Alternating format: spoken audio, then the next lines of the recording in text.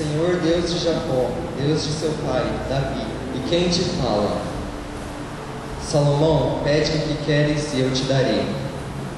Senhor meu Deus, assim fizeste reinar no lugar de Davi.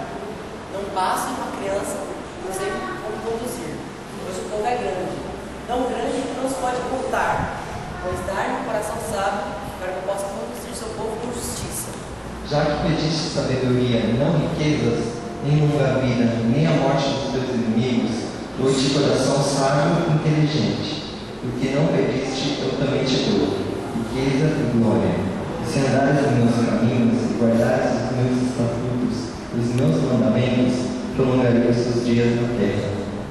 Obrigado, meu Deus, Senhor.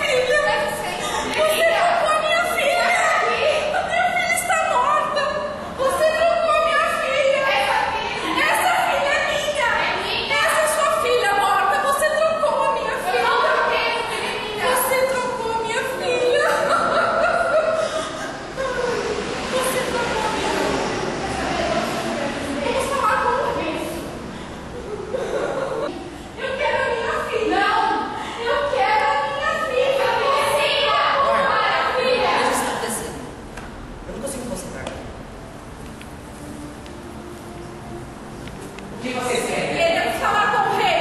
Só um minuto, vamos ver o que ele pode fazer. Tem duas loucas gritando ali atrás, pedindo para o senhor atendê-las. Posso mandá-las entrar? Pois bem, onde essa mulher?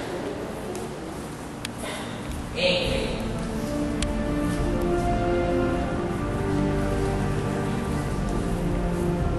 Ela pegou meu filho. É mentira. Você pegou meu filho. Mentirosa, é meu. O Chega. filho é meu.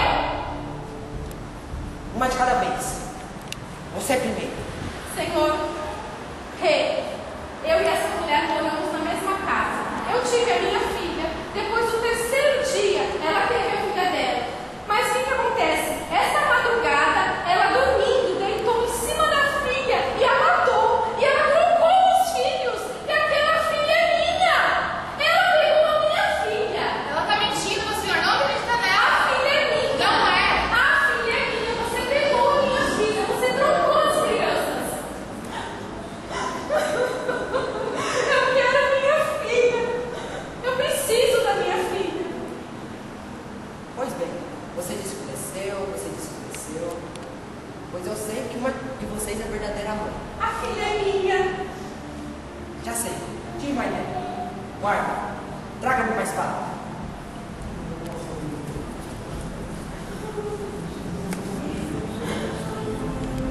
Divida esta criança ao meio. Por favor. Não. Não, divida logo, vai. Não! Mais fácil. Se for para dividir a criança ao meio, eu prefiro que ela fique com a criança. Pelo menos a minha filha vai estar viva. Eu prefiro que ela fique. Não, vai. Guarda. Dê esta criança para esta mulher, pois ela é a verdadeira mãe. Enquanto a outra, prenda, porque ela é impostora. Solta! É mentira! Obrigada, Senhor. Minha filha. Todo Israel ouviu a sentença que o rei havia proferido, e todos tiveram profundo respeito ao rei, porque havia nele a sabedoria de Deus para fazer justiça.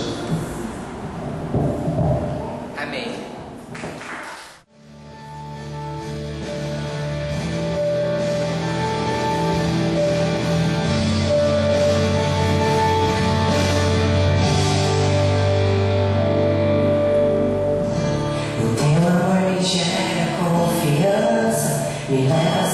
ser tua criança, me confortando nos teus braços. Hoje ainda ouço as tuas falas, as paredes da minha vida até sabem, palavras fortes que só vêm de ti, oh mãe.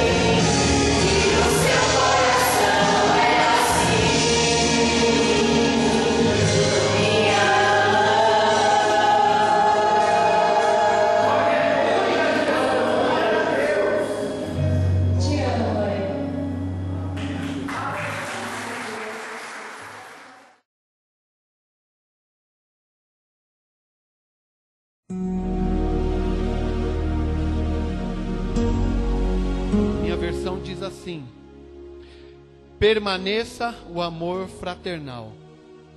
Não vos esqueçais da hospitalidade, porque por ela alguns, não sabendo, hospedaram anjos. Lembrai-vos dos presos, como se estivesse presos com ele, e dos maltratados, como sendo vós mesmos também no corpo. Venerado, honrado, seja entre todos o matrimônio, e o leito sem mácula. Porém, aos que se e aos adúlteros, Deus o julgará. Muito obrigado. Os irmãos podem se assentar, por favor. Queridos, segundo os conhecedores da Bíblia, aqueles que gostam de estudar bastante a palavra do Senhor, eles dizem que 3 livros na Bíblia são de importância vital: o Evangelho de João, a Carta aos Romanos e a Carta aos Hebreus. O Evangelho de João, a Carta aos Romanos e essa Carta aos Hebreus.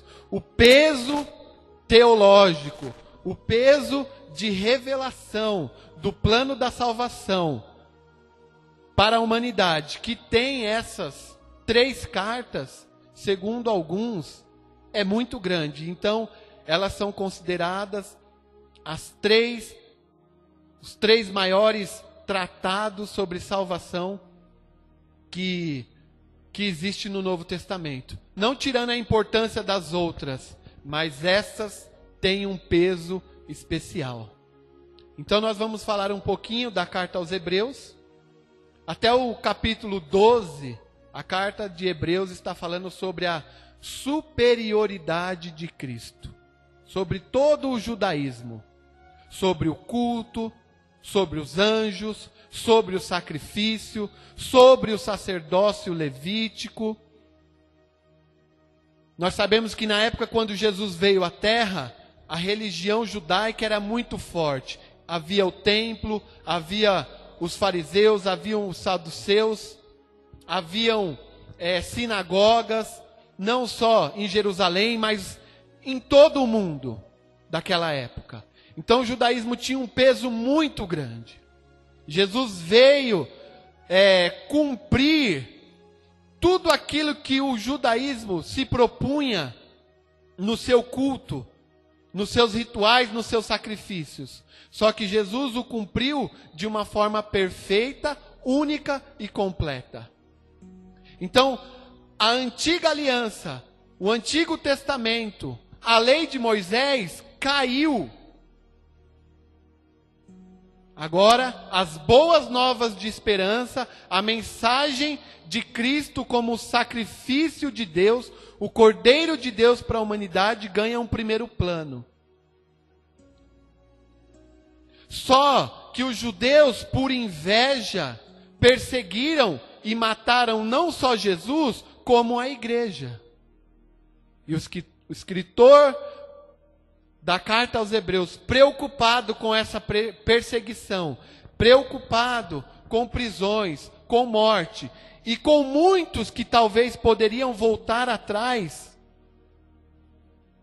negar o evangelho e voltar para o judaísmo, ou até querer mesclar, ficar com o evangelho, mas aderir certos rituais do judaísmo. Então, o escritor aos Hebreus, preocupado com isso, vendo que a pressão, a perseguição era muito grande, violenta, escreve um tratado mostrando a superioridade de Cristo em todos os aspectos.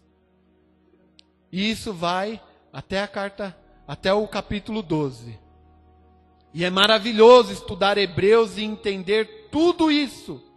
Que ele é superior aos anjos, que ele é superior a Moisés, que ele é superior aos sacrifícios, que ele é superior aos sacerdotes, que ele é superior ao templo. Em tudo ele é único e superior. Capítulo 13, que nós acabamos de ler, é a conclusão, é o encerramento dessa carta.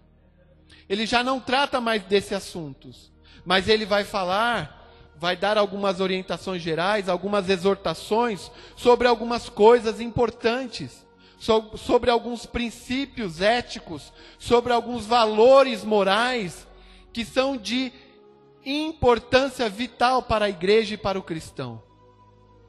Apesar de ser a conclusão da carta, não tem menor importância. Não é o foco da carta, mas veja a preocupação dele de encerrar a carta dando algumas orientações. E a primeira orientação é sobre o amor fraternal. A base do cristianismo é o amor. O amor, ele chega a ser, nas palavras de Paulo, até mais importante que a fé e a esperança. Então nós, como discípulos de Cristo, devemos pautar as nossas ações, as nossas atitudes, os nossos pensamentos no amor. O amor tem que estar presente em nosso coração. O amor fraternal, o amor de irmão, o amor da igreja como uma grande família. E às vezes eu fico pensando e me perguntando, quantas vezes a gente se envolve em atividades da igreja, num ativismo religioso, faz pelo prazer da atividade em si, e aquilo vira um hábito, e você faz aquilo meio que no automático, no mecânico, mas o seu amor pelo irmão no dia a dia está esfriando. Os fariseus, eles eram muito bons, expert em fazer culto, em fazer rituais, em fazer atividades. Só que o coração deles era gelado, sem misericórdia, sem amor, sem fé. E fica aqui essa exortação para nós, que nós temos que preservar o amor fraternal. Ele é mais importante que qualquer atividade, que qualquer apresentação, que qualquer comemoração que nós venhamos a fazer na igreja. Vamos cultivar o amor entre nós, o verdadeiro amor, com sinceridade, com misericórdia. Vamos examinar o nosso coração, se existe mágoa, se existe rancor, por que ela existe. Põe isso diante de Deus. Pede para Deus fazer um milagre e tirar qualquer rastro de rancor, de angústia, de ódio, de mágoa, seja de familiar, seja de um irmão. Não passe por cima. Não ache que atividade religiosa você vai conseguir mascarar. O amor fraternal, ele é de suma importância. E esse amor fraternal, ele tem que se traduzir em ações, não é em palavras, não é em louvor, não é em abraçar, em falar que ama. Não, ele tem que se concretizar em ações de misericórdia, em ações de caridade. Naquela época a igreja era muito perseguida, naquela época muitos eram presos, naquela época muitos evangelizavam, saíam das suas cidades, iam para outras cidades, as hospedarias eram caras, ou eram mal vistas, não era um lugar apropriado para um evangelista, um missionário frequentar. Então, o escritor aqui aos Hebreus diz para exercer a hospitalidade, a receber aqueles que estão de passagem, que estão sem um lar, que não tem uma parentela próxima. Ou visitar aqueles que estão presos, encarcerados, aqueles que estão sofrendo maus tratos. Então o nosso amor não pode ser apenas de palavra, mas de atitudes, de gestos sinceros e sem interesse. Nós devemos estender a mão para o próximo. Nós devemos estender a mão principalmente para o doméstico da fé. Orar por ele, perguntar qual é a necessidade dele, emprestar o ouvido, ceder bens materiais quando possível, visitar o que está sofrendo, o que está enfermo. Então, irmãos, fica essa exortação desses primeiros 3 versículos. Vamos cultivar, vamos permanecer no amor fraternal. O Evangelho é simplicidade. O Evangelho é sinceridade. O Evangelho é a prática do amor. O Evangelho não são ritos religiosos. O Evangelho não é templo bonito e adornado. A igreja não é templo com paredes de concreto. A igreja são pessoas. Jesus salvou pessoas. Jesus se preocupa com pessoas. Se preocupa com a criança, se preocupa com o idoso. O nosso foco tem que ser as pessoas. Vamos tomar muito cuidado para nós não virarmos religiosos, expert em fazer eventos mais frios para com o próximo, indiferentes, com o coração fechado. Quantas pessoas assim se enganando. Então fica essa exortação primeira para nós, queridos. Vamos permanecer no amor fraternal e estender a mão para o próximo, para o necessitado. Versículo 4, que é o foco da nossa pregação essa noite, fala que o matrimônio seja honrado, seja venerado entre todos. Por que o autor coloca no final dessa carta esse alerta, essa exortação? Primeiramente, segundo muitos estudiosos, por causa do asceticismo e por causa do gnosticismo, que eram heresias, eram seitas muito fortes naquela época.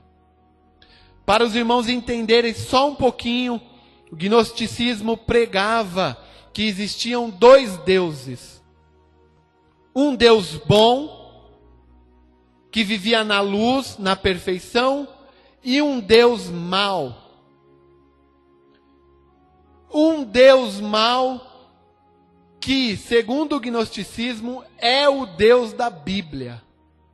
Por isso a Bíblia é cheia de males e de mazelas, cheia de problemas. Segundo o gnosticismo, o mundo perfeito, o mundo correto, é o mundo espiritual, é o mundo da luz. Nós já existíamos antes de virmos para a terra. Lá existíamos numa perfeição. Só que houve como que uma revolta, uma revolução. E o Deus mau castigou esses espíritos, prendendo eles em corpos e no mundo material. Então, para o gnosticismo, tudo que é do mundo material é sujo, é impuro, é mau. A natureza, o corpo humano.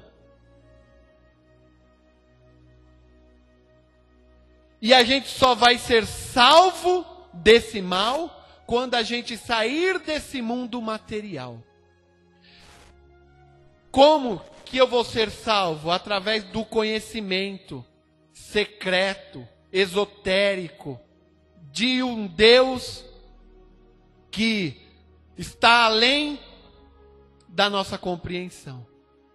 Então, gnosticismo vem de gnose, que no grego é conhecimento. A partir do momento que eu começo a adquirir um conhecimento secreto sobre Deus, eu vou me libertar deste mundo, desse corpo que é mau,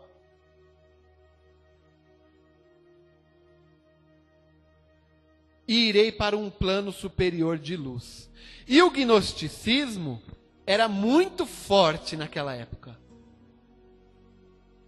A influência dele dentro do cristianismo estava se tornando muito forte, assim como o judaísmo. E o gnosticismo entendia que o casamento era algo ruim, maléfico.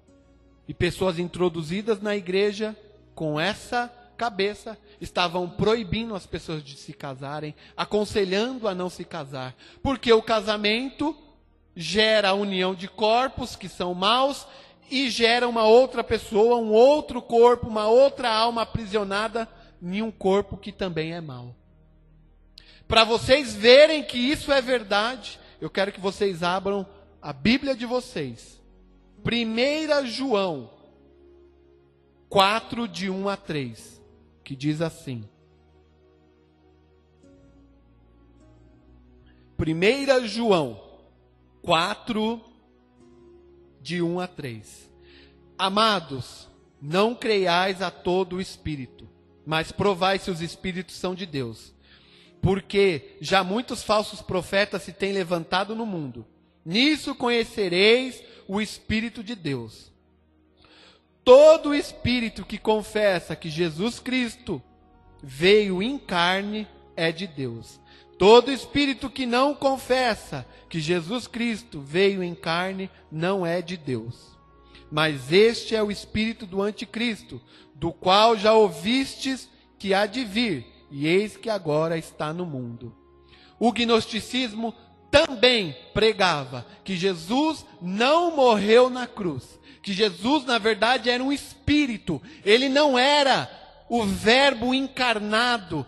Como que Jesus poderia ser uma pessoa humana de carne e osso, sendo que no conceito deles a matéria, o corpo era mau? Então eles pregavam, começaram a pregar que na verdade Jesus era um espírito, nunca encarnou, nunca veio em carne, e quem morreu na cruz foi uma outra pessoa. Olha só, as falsas doutrinas se espalhando. O motivo desse versículo: todo aquele que confessar que Jesus veio em carne e morreu na cruz é de Deus. Aquele que disser que Jesus não veio em carne, mas veio em espírito, era um espírito de luz que andava, não é de Deus. E eu quero que vocês abram também em 1 Timóteo 4, do 1 a 5. 1 Timóteo 4, do 1 a 5. Amados, mas o Espírito expressamente diz que nos últimos tempos apostatarão alguns da fé, dando ouvido a espíritos enganadores e a doutrina de demônios, pela hipocrisia de homens que falam mentiras, tendo cauterizado a sua própria consciência, proibindo o casamento e ordenando a abstinência dos alimentos que Deus criou para os fiéis e para os que conhecem a verdade, a fim de usarem deles com ação de graça. Porque toda a criatura de Deus é boa, e não há nada que rejeitar, sendo recebido com ações de graça, porque pela palavra de Deus e pela oração é santificada. Então, naquela época, já havia, a gente vê hoje em dia, um ataque maciço contra o casamento. Mas naquela época, de várias formas diferentes, já havia um ataque contra o matrimônio e o casamento. Havia doutrinas heréticas proibindo as pessoas de se casarem e de se absterem de alguns alimentos porque eram impuros, porque faziam mal. E o apóstolo Paulo diz que toda a criatura, toda a criação de Deus é boa e que deve ser recebida com ação de graça.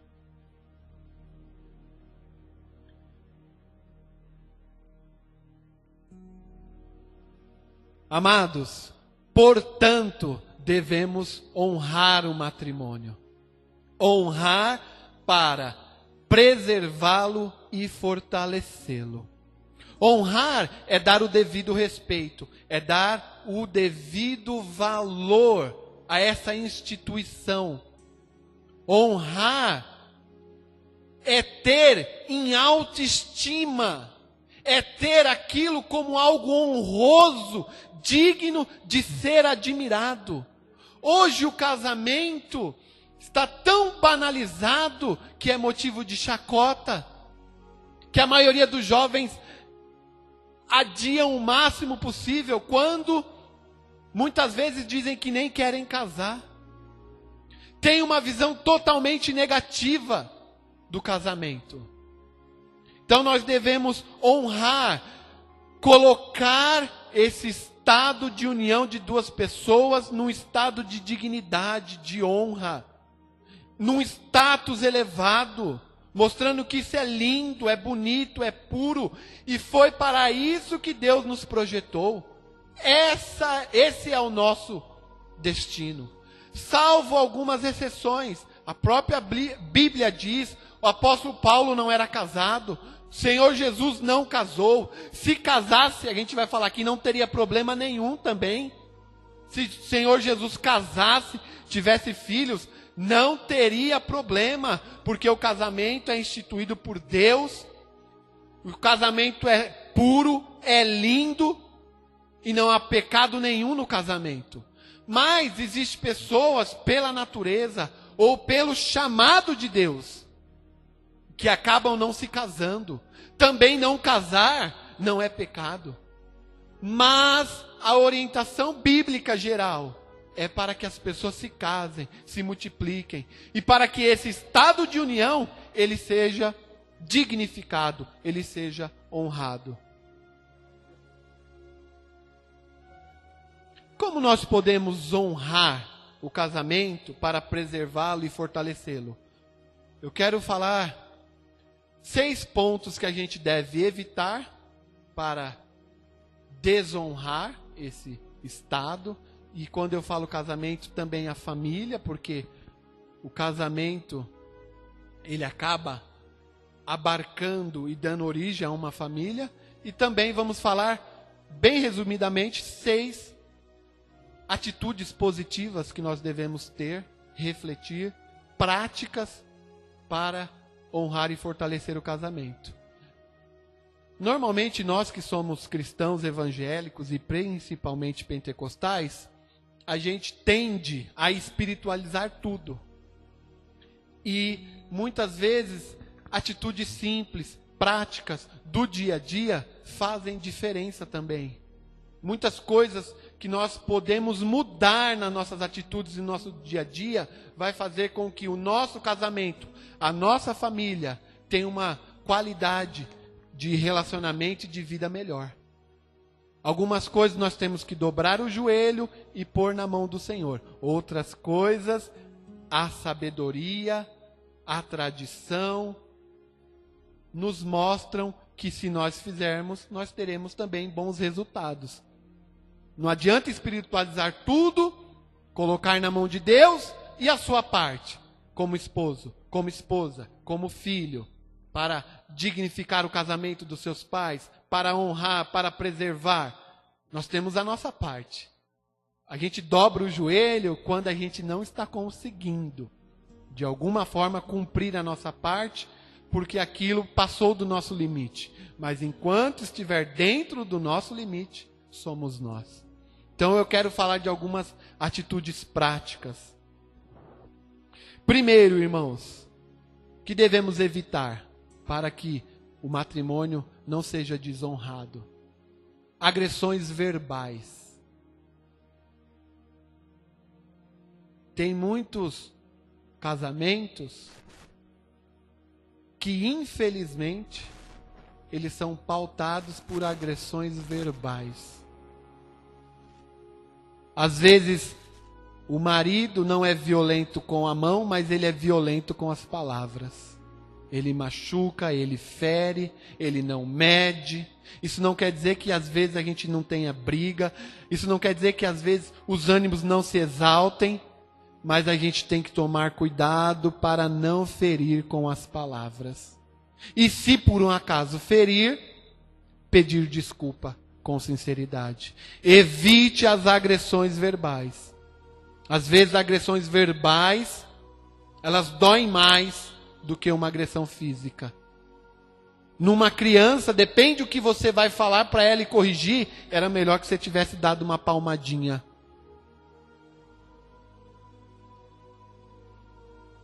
Erradique a agressão física. Por incrível que pareça, queridos, a gente vê na sociedade, mas dentro da igreja, e eu conheço história até de pessoas que estão à frente de igrejas que agridem as esposas fisicamente. Então são atitudes que jamais nós devemos ter. Se por algum motivo isso já aconteceu no seu lar, ou tem acontecido, peça misericórdia e perdão para Deus. Porque se nem as palavras, as agressões verbais são boas, imagine as físicas.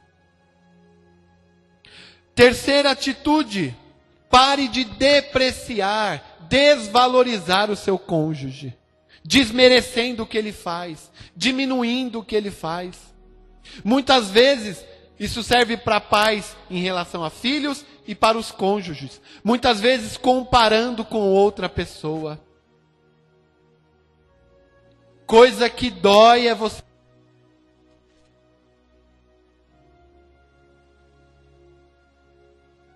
Som. Eu acabei desligando aqui o microfone. Coisa que dói para uma criança, ela ser comparada com outra. Coisa que dói para uma esposa, é ela ser comparada com outra pessoa. E jogando ela para baixo. E você exaltando a outra. Coisa que dói para um esposo, é você desmerecer o esforço dele, o trabalho dele, e compará-lo com outro. Cada um tem um contexto. A maioria das comparações são injustas. Por isso elas devem ser evitadas. Quarta coisa que a gente deve evitar: consumismo exagerado e exacerbado. Mais de 60% dos brasileiros estão com dívidas, estão com os nomes sujos. E uma vida financeira que não é bem administrada começa a interferir na paz, na harmonia do lar e do casal. Não sejamos consumistas. Vamos ter critério, saber usar o nosso ganha-pão, o nosso dinheiro com prudência, com sabedoria. Hoje existem muitos vídeos, muitas palestras de educação financeira e nós estamos precisando. Nós somos uma sociedade consumista. Gastamos o que não temos, compramos o que não precisamos. E isso, a longo prazo, vai desestabilizando a família. Evitar, queridos, certos programas de televisão, certas mídias sociais, porque elas estão encharcadas, corrompidas por uma ideologia que é totalmente contrária à palavra de Deus. De uma forma bem sutil, que você não percebe. Você vai se simpatizando com uma tal situação, daqui a pouco você fala, isso não tem problema, desde que, o discurso é hoje assim, desde que se ame, desde que o amor prevaleça, isso não tem problema, desde que haja respeito. E aí eles vão comendo a sua mente todo dia e vão passando aquela mensagem, quando você pensa que não, você já está concordando com mais da metade do que está sendo passado na televisão. Não sejam inocentes, queridos. Há uma guerra espiritual travada. Antigamente, eu acho engraçado, né? O ser humano, ele é dos extremos. Ele é 880. Antigamente eu não peguei essa época. Mas os mais antigos, a televisão era proibida. A televisão era o capeta. Ai quem tivesse uma televisão e um rádio. Hoje é o contrário. É 3, 4, 5. Hoje ela é muito mais do diabo do que quando foi lançada. e está à vontade, e ninguém orienta, e ninguém fala para usar esse instrumento com sabedoria, porque está trazendo ideologias para dentro da sua casa.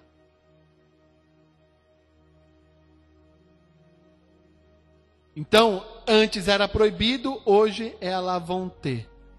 Então são dois extremos. Não é porque é permitido que eu não vou usar com prudência e sabedoria. E o que eu estou trazendo para dentro da minha casa? Mais ainda, o que eu estou trazendo para dentro do meu coração? O que o meu olho está consumindo e o que está descendo? O que está enraizando? Eu vou dar um exemplo. Pena que o tempo é o nosso inimigo, né? Eu vou dar um exemplo bem simples. Eu nunca gostei de carro. Nunca fui de querer ter carro. Sempre gostei de bicicleta. Era bicicleta. Andava de bicicleta para lá e para cá, tal. Gosto muito de praticar esportes. Aí minha filha nasceu, eu fui convencido a comprar um carro. Por livre e espontânea pressão. Da minha esposa, da minha sogra, da minha mãe. Não, você vai ter que comprar um carro, porque agora você tem uma neném, e agora como você vai fazer, não sei o quê. Tá, comprei um carro. Comecei a andar. A partir do momento que eu comecei a andar de carro, eu comecei a prestar atenção em propagandas de carro. Todo dia tem um canal lá que é só de carro. Aí você olha um, você olha outro, olha um, olha outro. Falei, nossa, esse carro é bonito, hein? Bem que eu, né, daqui... Começou a crescer o meu interesse por carro. Hoje, para quem não gostava de carro, o carro que eu acho que tem o meu DNA, que pegaram assim, fizeram um clone lá, é o Renegade. Toda vez que eu vejo aquele carro, eu falei, esse carro acho que foi feito para mim. Não é possível. Fico babando nele. Vocês vê como a influência da televisão, da propaganda, ela vai entrando. E quando você vê, você está doido para consumir aquilo. Isso não é só carro. Isso são ideias, são formas de viver, roupas, pensamentos. E também nós devemos evitar certas amizades. Amizades que fazem mal ao nosso casamento, fazem mal à nossa relação com os nossos pais. Quando uma amizade começa a gerar conflito, pare e reflita se não é hora de você cortar aquela amizade. Seja por uma rede social, seja no serviço, seja na escola. Atitudes que devemos ter para preservar, honrar o casamento. Priorizar momentos exclusivos para o casal. Muitos casais estão tão atarefados com suas responsabilidades financeiras, criar os filhos, dar conta da casa, que esquecem que eles são um casal, que devem ter momentos só para eles. Momentos de sair, momentos de assistir um filme, momentos de ficarem sozinhos, nem que seja para fazer uma caminhada, ir num parque. Se a gente deixar todas as responsabilidades nos consumirem, esse casal, ele vai conviver junto, mas não vai ter aquele prazer da companhia um do outro, daquele companheirismo. Então os casais devem preservar momentos exclusivos, uma vez por semana, a cada 15 dias, nem que seja uma vez por mês. Esse dia é nosso.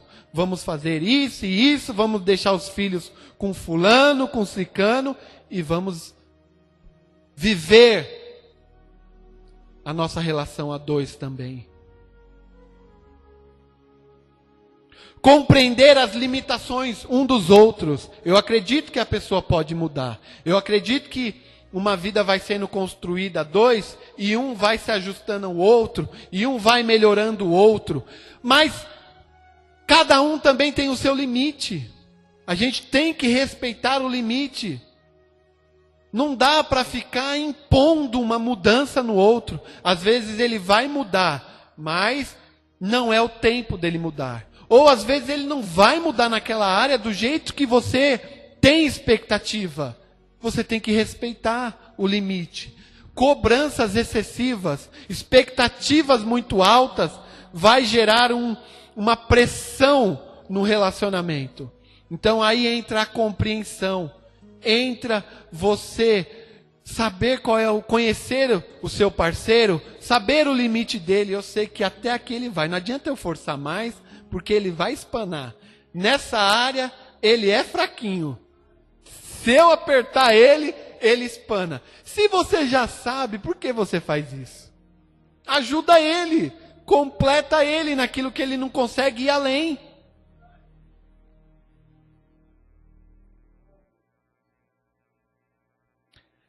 Administrar bem a vida financeira para prover as necessidades do lar e também para ter momentos de lazer.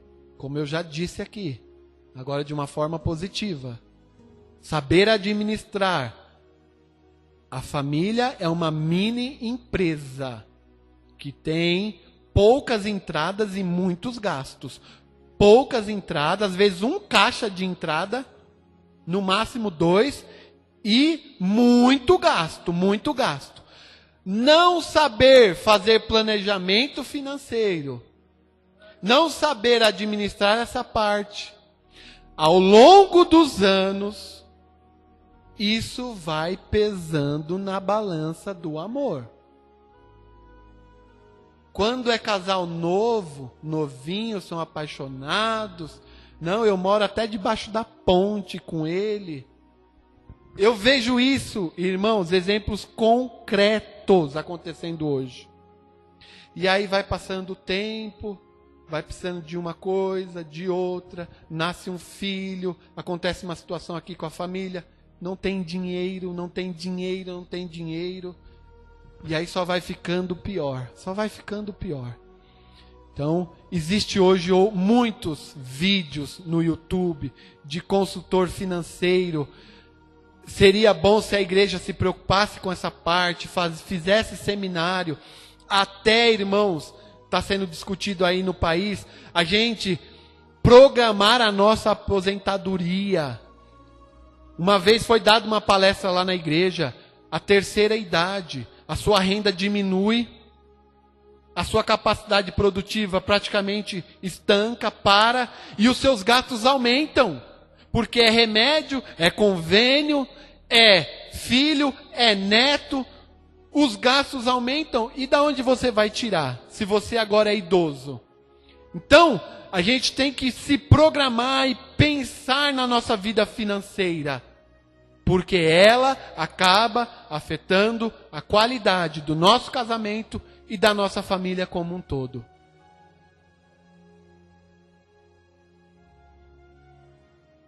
Ter um estilo de vida saudável para ter saúde física e emocional. Não cuidar da saúde do corpo. Ser negligente. E não falta orientação, não falta. Por ignorância ninguém vai ficar doente. Não cuidar da saúde do corpo e da saúde mental, ser negligente, vai afetar o seu casamento. Vai afetar a sua família, porque você não vai ter saúde para cuidar. Seja da sua esposa, do seu esposo ou dos seus filhos. Você cai numa cama, você tem um AVC,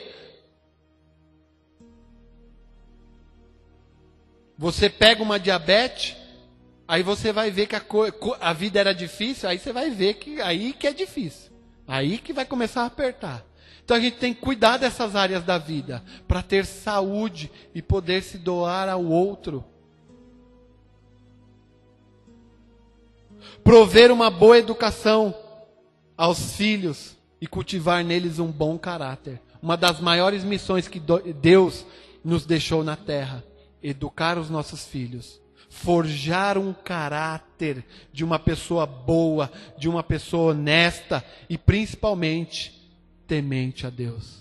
Você tem que se preparar para isso, tem que se preocupar com isso, tem que se informar sobre isso e tem que viver e praticar para ser um referencial. E uma última atitude é suprir as necessidades espirituais da família, ser o sacerdote, ser a sacerdotisa Ensinar primeiro com a vida, como que serve-se ao Senhor, como teme-se ao Senhor, ser um referencial, um modelo de bondade, de amor, de caridade, de misericórdia, de compromisso com a obra. Para você ser um referencial, ele vai crescer vendo. E todas as palavras que você falar para o seu filho vão estar ancoradas na sua atitude, no seu exemplo. E vão ter peso e vão ter autoridade. Por que honrar o casamento? Honrar o casamento porque o casamento e a relação sexual em si são boas e é uma ordenança de Deus. Lá em Gênesis o Senhor diz: então o Senhor Deus fez cair um sono pesado sobre Adão, e este adormeceu, e tomou uma das suas costelas, e cerrou a carne em seu lugar. E da costela que o Senhor Deus tomou do homem, formou a mulher. Trouxe-a para Adão. Disse Adão: esta é agora osso dos meus ossos, carne da minha carne, e será chamada mulher, porquanto do homem foi tomada. Portanto, deixará o homem, seu pai e a sua mãe, e apegar-se-á à sua mulher, e ambos serão uma só carne. Olha que coisa linda! Da onde Deus tira a mulher? Do homem. Para onde Deus envia a mulher? De volta para o homem. Então, o matrimônio, o casamento, na verdade, está unindo aquilo que já era um. Antes da criação já era um. Agora o casamento, os dois de novo tornam-se uma só carne. O matrimônio, ele tem 3 propósitos principais. Primeiro, procriação e multiplicação. Vejam quantas pessoas existem no mundo. 7 bilhões. Quantas já vieram a existir? Quantas existirão? O poder, o milagre da união, da relação entre um homem e uma mulher. Só desse tipo de relação pode-se criar um outro ser humano. Olha o privilégio e o tamanho da responsabilidade que Deus deixou em nossas mãos. Segundo propósito, unificação e dependência. Aquilo que Deus separou na criação, o casamento vem unir e unificar o homem e a mulher. Eles não foram feitos para andarem separados, e sim unidos, dependentes um do outro. Vocês sabem o que é sexualidade? Sexualidade não se resume aos órgãos sexuais. Sexualidade é tudo que difere o homem da mulher. A mulher é mulher não só no corpo, é mulher na forma de pensar, é mulher na forma de agir. O homem é homem na forma de agir. Isso é sexualidade. Tudo que difere o homem da mulher. E por que eles são tão diferentes? Porque eles se completam. Se o homem fosse igualzinho à mulher, tanto no corpo como na mente e nas atitudes, um não precisaria do outro. Cada um para o seu lado. Por isso é tão importante o homem ter a mulher e a mulher o homem. Eles se complementam de infinitas formas. De infinitas formas. E por último, para que Deus criou o matrimônio e o sexo? Para multiplicar? Para unir? Para dar cumplicidade? Não. Também para o prazer. O sexo, ele foi criado por Deus para dar prazer ao homem. O prazer, ele não é mau. O prazer é bom. E eu vou provar para vocês que quando nós temos prazer, Deus se alegra. Deus poderia ter feito a vida de uma outra forma, muito sem graça. E um exemplo que um professor meu dava no seminário, ele falava do frango. Ele falava que ele amava a manga. Não existe coisa mais gostosa que a manga Palmer. E eu também concordo que é uma das melhores frutas. Aquela manga que é mais compridinha assim, ela é doce, cheirosa, igual o mel. Não existe chefe nenhum no mundo que faça uma sobremesa tão gostosa quanto uma manga ou uma fruta bem docinha. Deus já deixou ela prontinha para nós desfrutarmos e sentirmos aquele paladar, aquele prazer naquele gosto. E quando nós sentimos aquele prazer em comer qualquer tipo de comida que foi criada por Ele, Ele se alegra. Ele já deixou aquilo sabendo que ia dar prazer para nós. E o professor no seminário, ele falava assim, Deus é tão bom que Deus criou o frango. E o frango é o frango, da cabeça aos pés. Só que você vai comer o frango, cada um gosta de uma parte do frango. A coxa é de frango, mas a coxa tem gosto de coxa. O peito tem gosto de peito, é frango, mas tem gosto de peito. A asa tem gosto de asa. É frango, mas tem gosto de asa. Cada parte do frango tem um gosto diferente para satisfazer o prazer do paladar de cada um. Quem é que fez isso, irmãos? O nosso Deus, na sua infinita bondade e graça.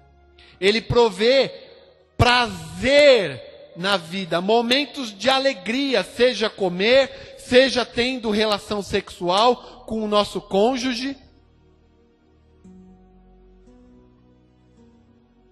Só que, como todo prazer, como tudo que existe aqui, neste mundo, tudo tem um limite. Nada é irrestrito. Vocês sabiam que uma coisa prazerosa, uma coisa criada por Deus, se ela for usada em exagero ou da forma correta, ela pode trazer dor e sofrimento e até a morte? Veja o sexo, algo criado por Deus, puro, lindo, maravilhoso, programado para trazer prazer ao casal durante toda a sua vida. Quanta dor o sexo não tem trazido para famílias? Quantos traumas, quantos divórcios, quantas traições, quantos adultérios, quanta coisa suja relacionada ao sexo. O sexo em si é sujo? Não, de forma alguma. O sexo é lindo, é maravilhoso, é puro, é criação de Deus. E quando você tem uma relação sexual e sente prazer com o seu marido, Deus se alegra. Mas, não sendo usado dentro dos propósitos de Deus, gera sofrimento, gera trauma, gera angústia, gera dor, destrói lares, famílias. Por isso tem esse alerta aqui, honrado, venerado por todos, seja o matrimônio, bem como o leito sem mácula, o leito puro. Quanto aos adúlteros e os impuros, Deus os julgará. No reino de Deus, estou resumindo, tá, irmãos? Estou resumindo. Dava para ficar aqui mais meia hora no mínimo. No reino de Deus não existe jeitinho, não existe acerto, não existe molhar a mão de Deus, não existe conversinha ao pé do ouvido. Deus vai julgar adúlteros, Deus vai julgar os promíscuos, Deus vai julgar aqueles que praticam a prostituição. E tem esse alerta aqui, Deus, Ele nos disciplina para nos preservar do juízo e do julgamento. Deus nos corrige, visando lá na frente te preservar de algo pior. Eu ia ler o texto aqui de Davi. Davi, quando ele cobiça Betseba, ele estava tão louco, tão desvairado, tão sedento, que ele mata o esposo de Betseba, numa atitude covarde, praticamente a estupra, porque ela não poderia falar não para o rei. Betseba não teve escolha. Foi quase que um estupro. E ainda assassinou o marido dela. Olha que ninguém está livre, porque ele é um homem com o coração segundo Deus.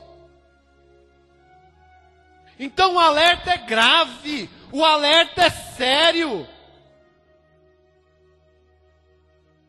Lares estão sendo destruídos, famílias estão sendo destruídas por conta de algo que Deus nos deu para o nosso prazer e não estamos sabendo usar. O casamento, o matrimônio está sob ataque constante do inimigo. Ele não está brincando. De várias formas ele ataca o casamento.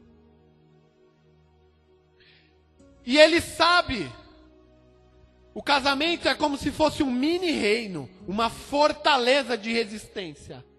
Porque no casamento, o pai e a mãe têm autoridade. O pai e a mãe são a rainha e o rei. O pai e a mãe ensina, o pai e a mãe educa. O pai e a mãe têm influência na formação do caráter. E o diabo sabe a influência que uma família estruturada tem na sociedade. O diabo sabe a influência, o poder que uma família, nas mãos do Senhor, na direção do Senhor, pode fazer na sociedade. Então, um dos principais focos de ataque do diabo hoje é a família. Como ele vai derrubar a família? Atacando o casal. Se ele derrubar o casal, ele derruba a família.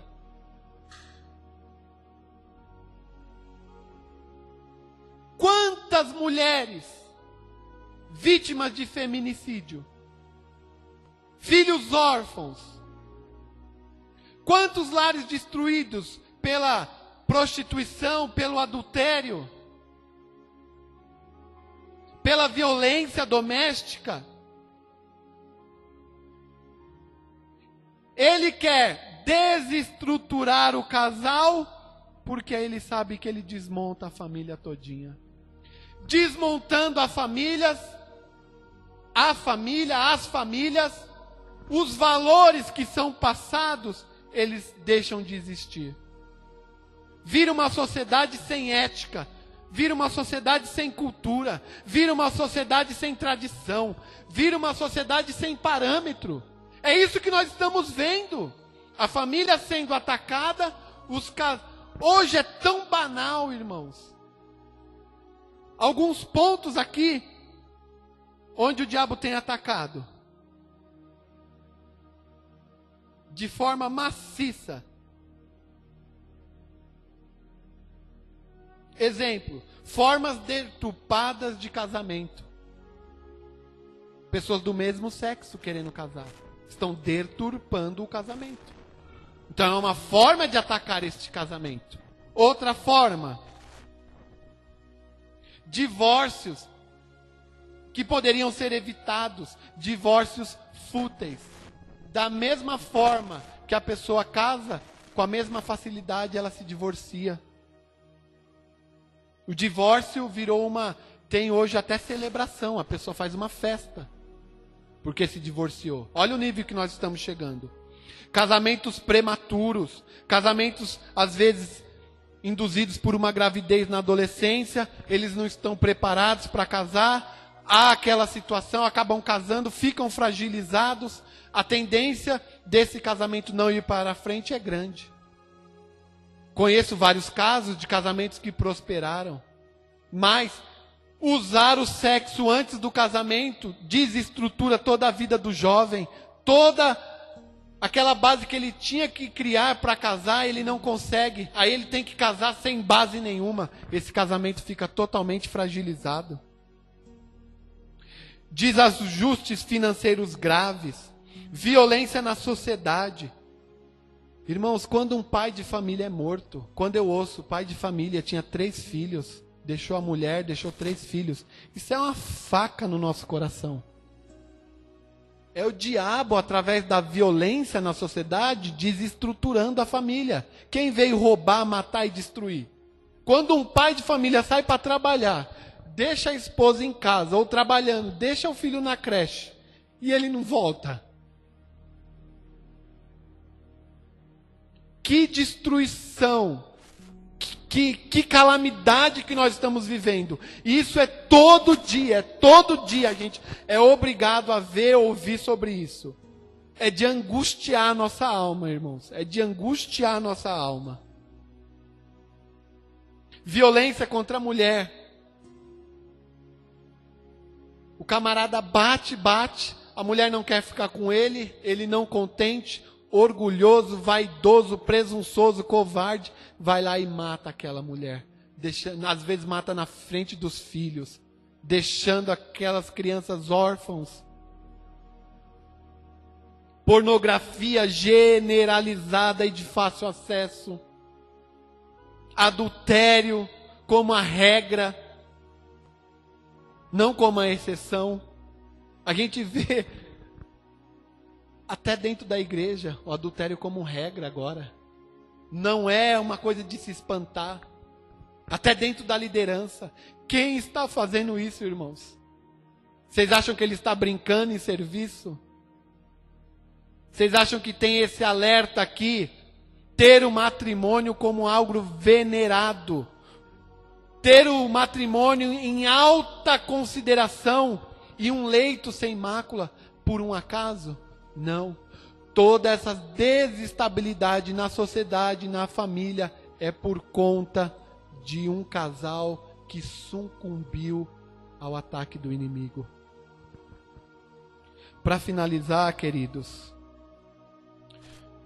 por isso, honrar o casamento deve ser um pilar de conduta da igreja. Assim como preservar e manter sua pureza, nós temos que lutar. Nós talvez sejamos as últimas vozes que estão se levantando nesse dia em favor da honra do casamento. E a igreja tem que fazer trabalhos periódicos em várias áreas. Trabalhos para casal, trabalhos na vida financeira, trabalho de preparação para o jovem e o adolescente, para ele entender o que é o casamento, as responsabilidades, trabalho com as famílias. A gente tem que avançar. É bom o mês de maio, mas a gente tem que avançar mais nessa área para estruturar as famílias em todas as áreas necessárias. E para encerrar, que nós sejamos como Noé, que no meio de uma sociedade totalmente impura e corrompida, deu testemunho de fé e perseverança. Na sua época, as pessoas se casavam e se davam em casamento, mas estavam sob o juízo de Deus. Sejamos como Noé, que seguiu firme na direção de Deus e salvou a sua família da condenação. Ele foi líder, ele foi sacerdote e ele foi profeta para a sua própria família. Que Deus abençoe a todos os irmãos. Me desculpa por ter estourado um pouquinho o horário, mas tenho certeza que Deus falou ao seu coração e que você possa, com a ajuda do Espírito do Senhor, refletir e absorver os ensinamentos da palavra de Deus. Porque se você plantar hoje para o bem, lá você vai colher. Se você negligenciar e você não plantar, também você pode colher coisas tristes. Então, dê valor à palavra de Deus, dê valor a um momento como esse, que estamos ouvindo sobre a palavra e ouvindo sobre como conduzir a nossa família. Deus abençoe os irmãos. Mais uma vez, obrigado, pastor Pedrosa.